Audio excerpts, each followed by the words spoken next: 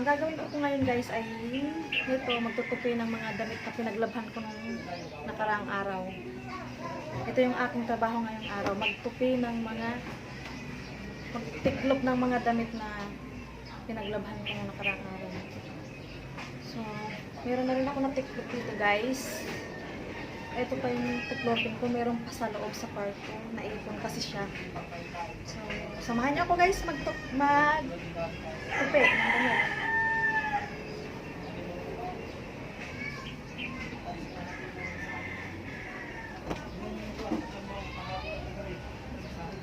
Ito yung mga damit lang namin na pangbahay.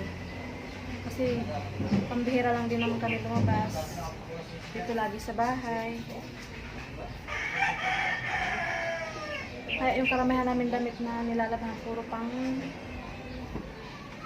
damit sa loob lang, pang damit lang sa bahay. Pambahay, puro pambahay. Ganyan lang ako magtupi guys. Sa mga damit namin na pambahay lang.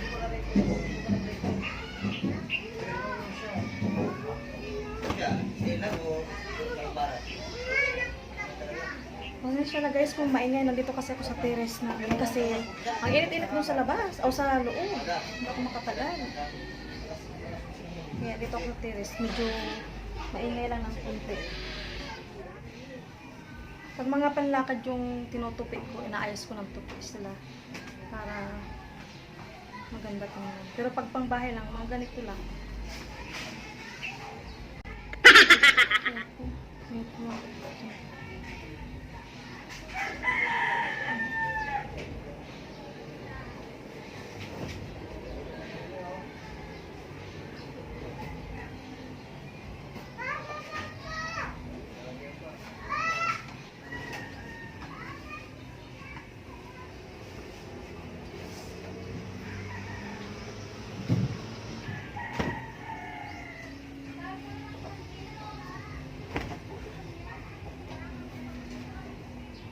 Yung asawa ko guys, busy sa paglalala ng dahon ng nyug.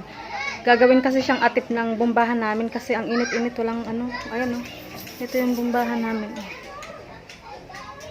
Yung bombahan namin, wala siyang atip, mainit. Kaya lalagyan niya ng dahon ng nyug. Yun ang gagawin bubong. Be! Yan, tingnan natin siya guys.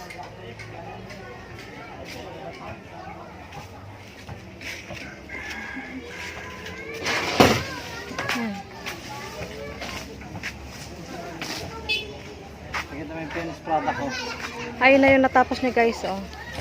Ito na yung natapos niya guys. Yan.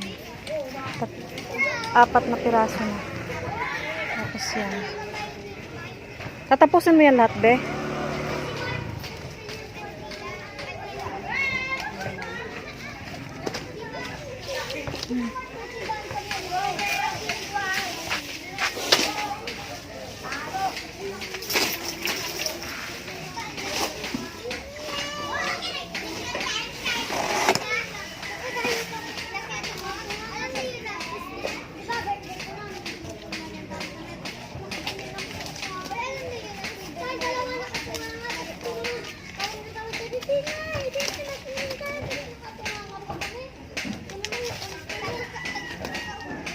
Guys, dito lang sa ito.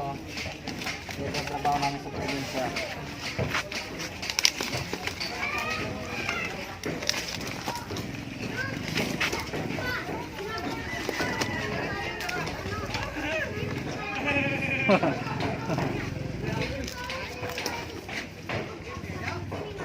Di, ito Ibibinta raw. Yan, sa ito. Yung kahon. Pagkakali mo kahon. Ubus na.